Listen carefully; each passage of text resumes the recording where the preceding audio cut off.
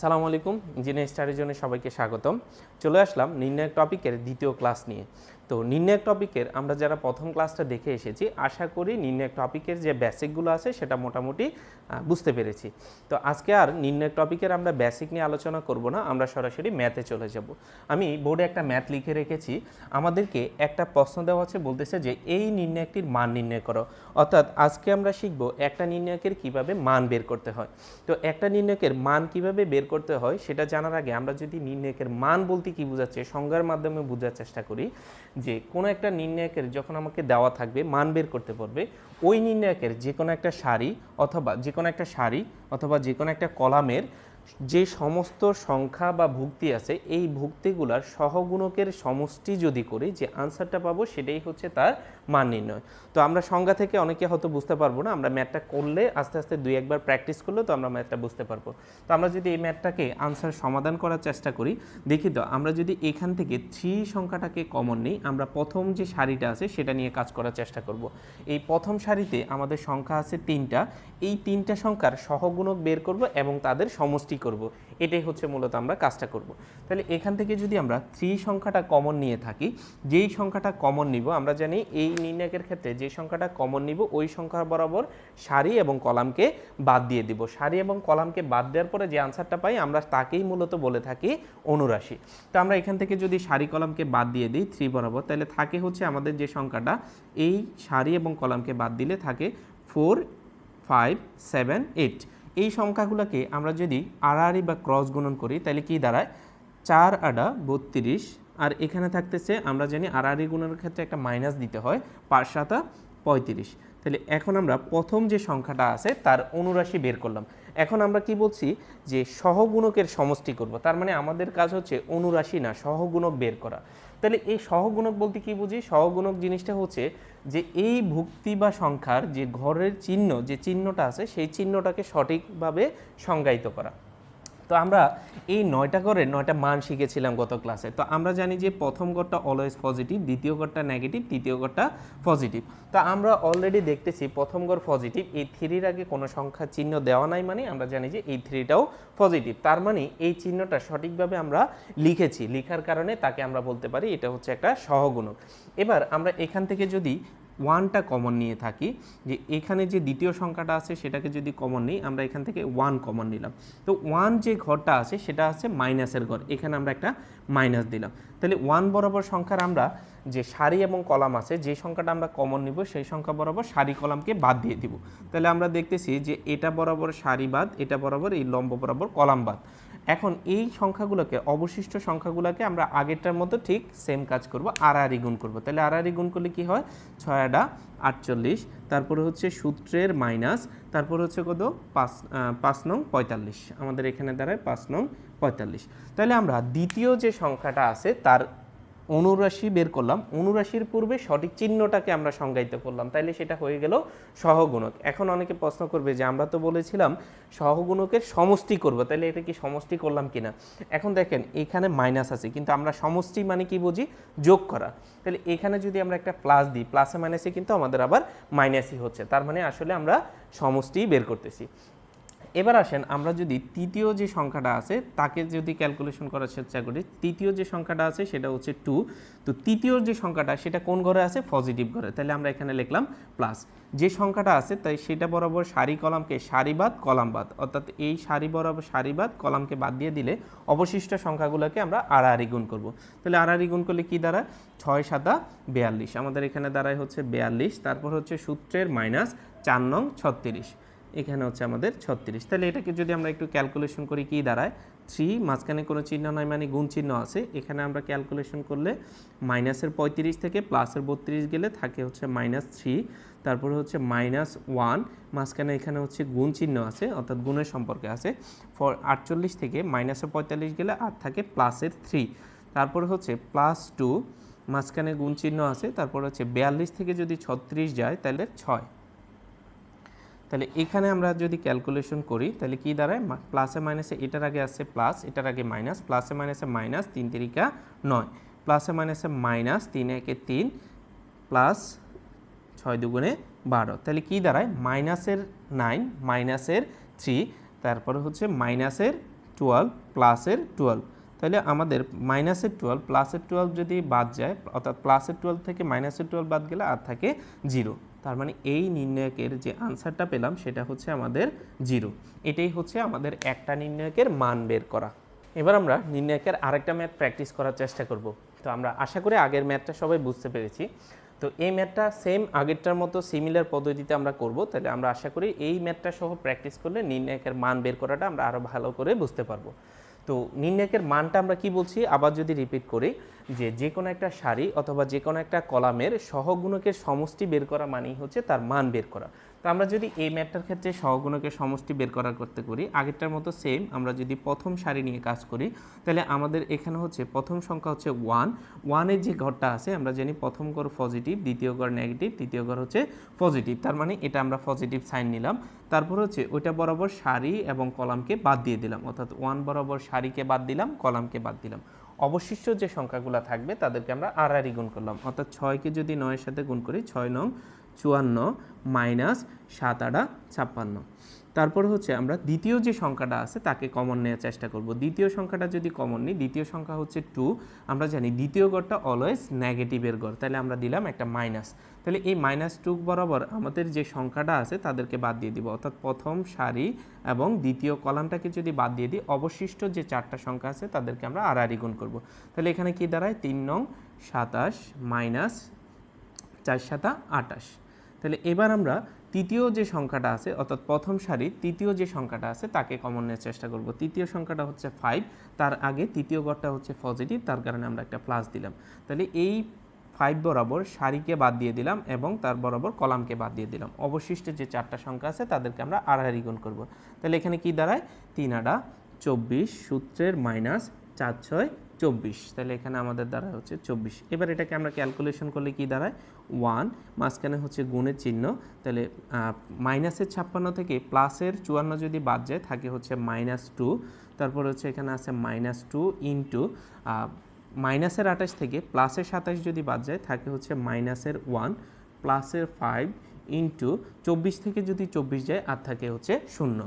তাহলে আমরা যদি এখানে ক্যালকুলেশন করি, এই 2 এর আগে হচ্ছে মাইনাস, এটার আগে হচ্ছে প্লাস, তাহলে প্লাসে মাইনাসে -1 2 একে 2, তারপর হচ্ছে এখানে আছে একটা মাইনাস, এখানে আছে একটা মাইনাস, দুইটা মাইনাস গুণ করলে আমরা জানি প্লাস 2 একে 2, তারপর হচ্ছে আমরা জানি শূন্যর সাথে যাই গুণ করি না কেন তার মান হচ্ছে 0, তার মানে এই সংখ্যাটা আমরা না লিখলেও চলবে।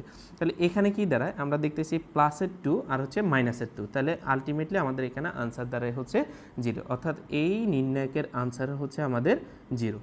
আশা করি এই নির্ণয়টাও আমরা বুঝতে পেরেছি। এবার আমরা একটি রচনামূলক ম্যাথ করার চেষ্টা করব।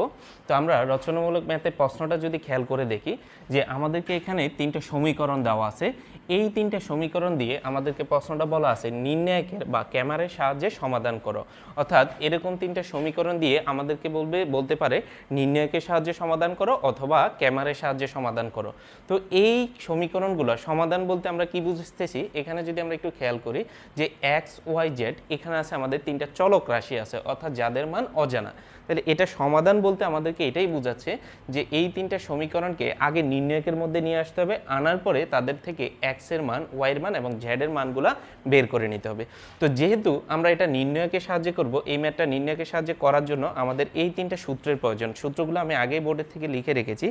যেহেতু আমাদের এখানে মূল কাজ হচ্ছে x এর মান, y এর মান এবং z এর মান, এই 3টা চলক রাশিগুলোর মান বের করা। তাহলে x এর মান যখন বের করব তখন সূত্রটা হচ্ছে x = dx/d, y = dy/d, z = dz/d।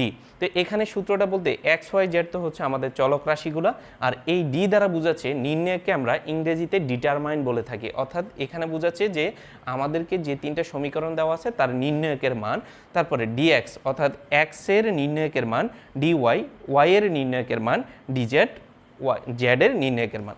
তার মানে আমরা আগে কাজ হচ্ছে এই সমীকরণগুলোকে আগে হচ্ছে নির্ণায়কের মাধ্যমে নিয়ে আসতে হবে। তাহলে এটাকে আমরা কখন নির্ণায়ক বলতে পারি? আমরা নির্ণায়কের সংজ্ঞা থেকে প্রথম ক্লাসে বলছিলাম যে কতকগুলো বাস্তব বা জটিল সংখ্যাকে যদি আমরা দুটি খাড়া রেখা দ্বারা একটি বিন্যাস তৈরি করি সেটাই হচ্ছে আমাদের নির্ণায়ক। তাহলে আমরা যদি এখান থেকে অর্থাৎ এক্স ওয়াই জেডটাকে আলাদা রেখে তাদের যে সহগগুলো আছে তাদেরকে আগে যদি নিয়ে আসি, দেখি তো এই এক্সের সামনে কিছু নাই মানে মনে মনে আমাদের একটা 1 আছে, তাহলে আমরা দিলাম 1। তারপরে হচ্ছে এই ওয়াইয়ের আগে তার সহগ হচ্ছে -2, আর এখানে হচ্ছে জেডের সহগ হচ্ছে আমাদের 1। তারপরে হচ্ছে আমাদের দ্বিতীয় সমীকরণে এক্সের সহগ হচ্ছে 2, ওয়াইয়ের সহগ হচ্ছে 1, আর জেডের সহগ হচ্ছে -1। যেহেতু মাইনাস আছে আমাদেরকে মাইনাস সহ লিখতে হবে। তৃতীয় সমীকরণে আমাদের হচ্ছে এক্সের সহগ হচ্ছে 1, ওয়াইয়ের সহগ হচ্ছে 1, আর জেডের সহগ হচ্ছে আমাদের 1। তাহলে এই সংখ্যাগুলো, বাস্তব সংখ্যাগুলোকে আমরা যখন এখানে একটি খাড়া রেখা দ্বারা, অর্থাৎ দুইটি খাড়া রেখা দ্বারা একটি নতুন প্যাটার্ন তৈরি করলাম, এটা হয়ে গেল আমাদের নির্ণায়ক। অর্থাৎ যতক্ষণ পর্যন্ত না এটাকে আমরা এরকম পদ্ধতিতে নিয়ে আসবো ততক্ষণ তাকে আমরা নির্ণায়ক বলতে পারবো না।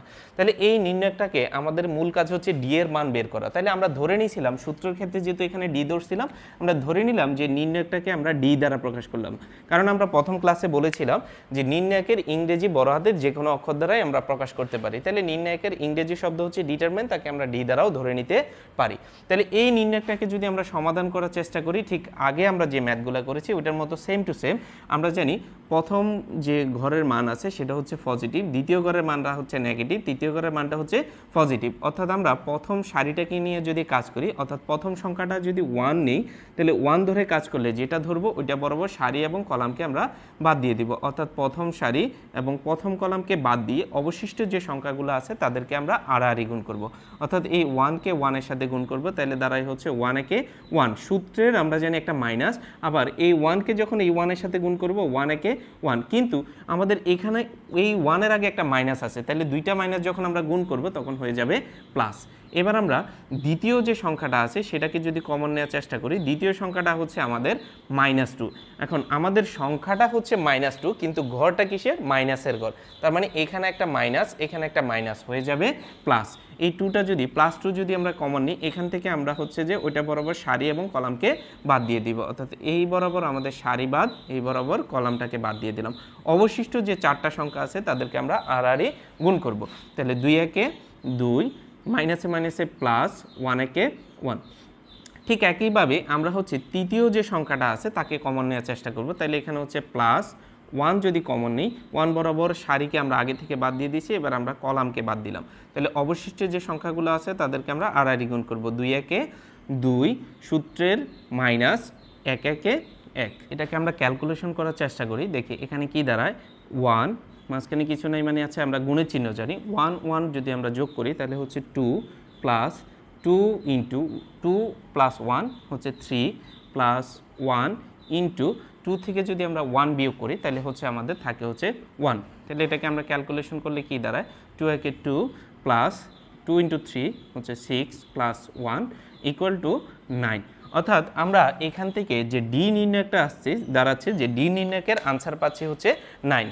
ঠিক একই রকমভাবে আমরা এখন ডি নির্ণয়কটা পেয়ে গেলাম, ঠিক যেভাবে এবার আমরা ডি এক্স এর ভ্যালুটা বের করার চেষ্টা করব। এখানে আমাদের কাজ হচ্ছে ডি এক্স এর ভ্যালু বের করা, ডি ওয়াই এর ভ্যালু বের করা, ডি জেড এর ভ্যালু বের করা। তাহলে এখানে ডি এক্স এর ভ্যালু কীভাবে বের করব, মানে হচ্ছে ডি এক্স নির্ণয়ক নিয়ে আমরা কাজ করব। তাহলে ডি এক্স নির্ণয়কটা কখন গঠন হবে, যখন এই ডি নির্ণয়কের এক্স এর যে সহগটা আছে ওই সহগটাকে আমরা পরিবর্তন করে দিয়ে সমানের ডান পাশে যে আমাদের কনস্ট্যান্ট সংখ্যাগুলো আছে তাদেরকে যদি আমরা এক্স এর পরিবর্তে এক্স এর কলামে বসাই তাহলে সেটা হয়ে যাবে ডিএক্স কলাম। আবার যখন আমরা ডিএক্স নির্ণয় হবে, যখন আমরা একইভাবে যখন এই কনস্ট্যান্ট সংখ্যাকে ওয়াই এর কলামে বসাবো তখন সেটা হয়ে যাবে ডিওয়াই নির্ণয়ক।